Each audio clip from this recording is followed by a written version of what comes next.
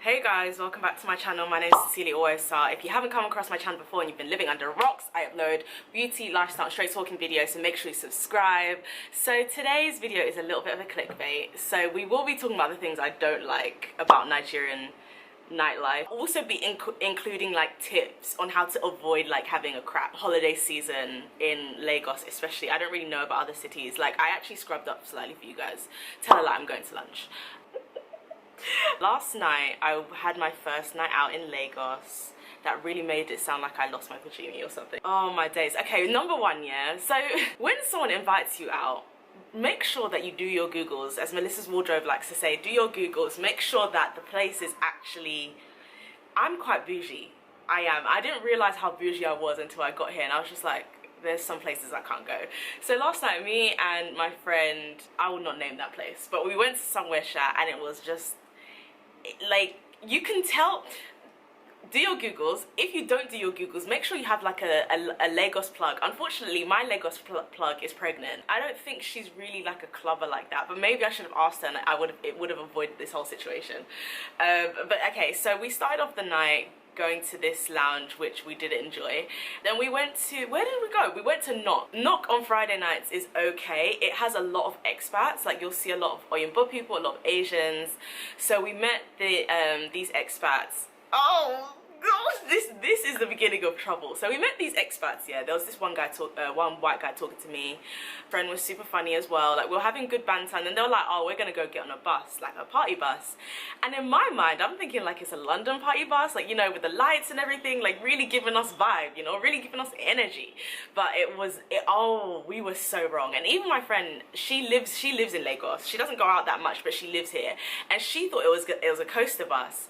There's a word for it. It's the most Raz bus you've ever been on. They don't close. Anyway, so we were like, yeah, we'll come. We thought that they were going to RSVP. RSVP is a great place to go, but we'll get to that later. So we're now, this white guy's talking to me, the Asian guy's talking to my friend, we're walking out, we look at the bus, and we're just like, what? And even before we get to the bus, they're like, oh, we've changed the destination, we're going to be going to a place called Tiger Bar. And I was just like, I don't know why, but clearly I'm learning. Like, clearly I'm really learning out here, because the first thing I said was, is it a type of place where the girls are wearing heels? I was wearing this really nice like white dress and heels. Like, I had my makeup done, like, do you know what I mean? I didn't look, well, I don't look bad right now, but I didn't look like casual in it. I was dressed up. At Knock, it was a mix. Some people weren't dressed up and some people were, because you could tell like that's where they were starting their night and they were going to go somewhere else later. And the white guy obviously was just interested in getting me on this damn bus to take me to God knows where. And I was just like, no, seriously, like, I can't go to a place where people aren't wearing heels when I'm already dressed. And he was just like, oh, it'll be fine, it'll be fine. Listen to your gut out here. Listen to your gut. I could not have been more correct. Like, I hated how right I was. So first of all, we get into this bus, and it's like an old raggedy bus that when you get to Lagos, you'll see like people, oh, it's for people who they're not wealthy. Let's put it that way. Bad. It was bad. It didn't even have aircon. I can't tell you how. By the end, they wouldn't even drive as well. I was like, can you guys please start driving? Just start driving. Just start driving. My makeup was melting. Like, and guys, trust me, I've tried everything. I'm wearing Becca. I'm wearing Estee Lauder. I wasn't melting, but I could tell like I was getting humid. Like, I've got oily skin. Like, what's a girl to do?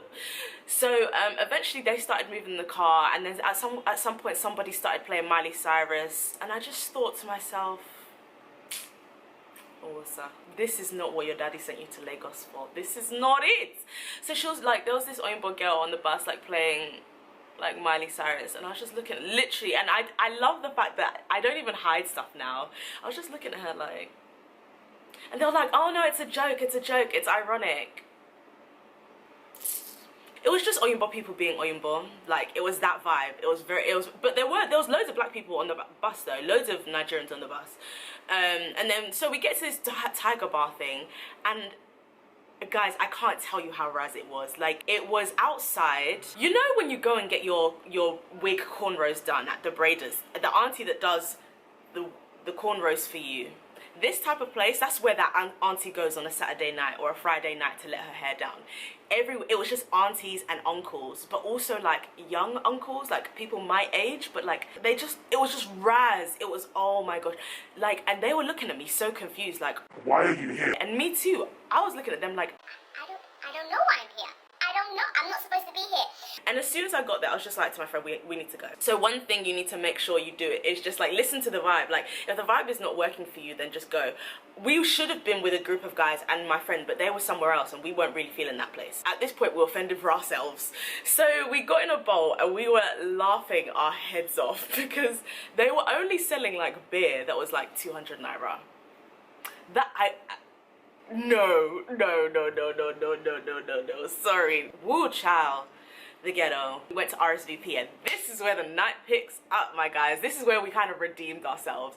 So when we walked into RSVP, so RSVP on a Friday night, everyone goes on a Friday night. No one goes out on a Saturday because everyone's preparing for church. If you guys notice a missing nail, just don't talk about it. Yeah, so we walked into RSVP and RSVP is a very like lush, quite high-end restaurant. At this point, I don't even know where on the island we were. We were just hopping from like VI to Lekki. Like it was, I don't even know. And I hadn't even had much, like anything to drink by this point. So it was just, and the fact that I was sober, I was still confused. So we got to RSVP and everyone's like, oh yeah, like it's usually at the back. Listen, guys, when I tell you, when you walk into the back of this place called RSVP, it's literally like, it's like a movie, like it's literally like a hip-hop video, like a music video. Like there's a massive pool, like gorgeous pool, and there's like just loads of seating areas around the pool, and then there's the bar, and everyone just looks fabulous and well-fed. It's just a vibe. Like it was I just walked in and I was like, yeah, this is a bit of me, this is a bit of me. So we went straight to the bar, and when we got to the bar, one thing about Nigerian men is they will just stare, which we've been knowing, but they'll also stare even when they're with their girl. Since I've been here, I've just realized that having a girlfriend means absolutely nothing. Girlfriend, wife, widow, whichever one you have, like, it means absolutely nothing to these guys. Okay, so we get to the bar. There's this one, like, black guy at the bar. He's sitting down with his white girlfriend. And he's staring at me, my friend, pretty much any black girl, he can set his eyes on in the place. And his white girlfriend is noticing, and so she keeps on putting her hands on him. I was like, no, ain't nobody want your man. This one wearing a checkered shirt and glasses, and like wearing shoes from M&S, like ain't nobody want your man, sis. And she was quite young, and I was just thinking, sis, like you are a white woman. You are a white woman, like the social capital that you have, like instead of you, like Nigeria has plenty of rich Oyinbo people, you know, and rich Lebanese people. Instead of you to be enjoying life on one yacht somewhere, you're here suffering, watching your man make eyes at other women. Oh, sis, it's not worth it. So we were at the bar trying to get some Chapmans, which I wish just don't even bother, because even though they're nice, they don't have much alcohol. I don't get drunk, but I get on a nice, you know, a little nice vibe. You know, the auntie at the barbecue, that's me. So so that was all happening, and then my friend was really breaking it down. As soon as my friend started breaking it down, the white girl too also started whining on her boyfriend, and I was like, oh baby, an A-star for effort. But yeah, it was a vibe. The Nigerian scene is really weirdly like the London scene. Like men just stare and don't do anything for the duration. We weren't there for very long. We were there for about 20 minutes. But like they'll just stare at me and not come over. And I've always heard that like Lagos boys, big ballers, shokolas, they like make a move and stuff. That didn't really happen like, at all. Until the very end when we were leaving, it's like, oh, now you wanna feed me. Now you wanna help me to guzzle wine when I'm leaving. Anyway, so we left and we went to a place called Velvet, which is a really good place to go. I would also recommend Sip as well, which we eventually went to. So we get to Velvet, and then there's just this massive, we get to this club, it's like a lounge, it's a lounge, and there's just loads of people standing outside, and the security guards are just moving mad. Honestly, if you feel like being rude to someone, don't go all the way rude, and not someone, like a security person if they're being rude, but definitely allow them to know that like you're not happy. I think like the British pleasantness of me has now gone. Like I was kissing my teeth at this guy, like he just refused to let us in. There was only men, there was too many men in there, too many men, and he just wouldn't let the women in. So sometimes you do just get like security men just being mad. Like, to be fair, also going out as women, always go out with guys. The guys were already inside, and then like he was just being long. It was being long. So if we get in there, one thing I would say, definitely bring a fan, bring a fan, bring a fan, bring a fan, bring a friend, bring a fan. The aircon in some of these lounges just aren't great. But yeah, so we get into this place called Velvet, and it was cool. Like, I really enjoy, one of the things I really enjoy about Lagos is leaving your house and returning with the same amount of money that you left with. It brings me so much joy. It just gives me the tingles. Everything was just catered for, which is what I've been asking for since I got to this place, really. The only thing is that I would like someone to actually ask me what I want to drink, rather than just putting Hennessy there and Coke. I would like to have a cocktail, but clearly that's too much to ask because I'm not even buying the drinks anyway, so let me just guzzle and go. Before we went to sip, another thing, the girl toilet culture is very, very different. So in London, when you go to the toilet, be like, "Are you right, babe? Oh my gosh, you look gorgeous. Your bum looks so good. I love your makeup. Where'd you get that eyeshadow from?" Do you know what I mean? There's that whole thing. In Lagos, it's completely different. Like, girls, I won't say that they screw face you. It's just you're just a stranger. It is a little bit hostile. It's a tiny bit hostile. My friend who's lived here for longer said that she feels like Nigerian women already feel like they have to compete with each other based on their own ridiculous views of marriage and patriarchy and all of that nonsense. And so when like girls from like London or wherever come, like the diaspora, they feel like threatened by that. I don't know if that's true, and I'm not saying it's the majority. I'm just saying that that's what she's found.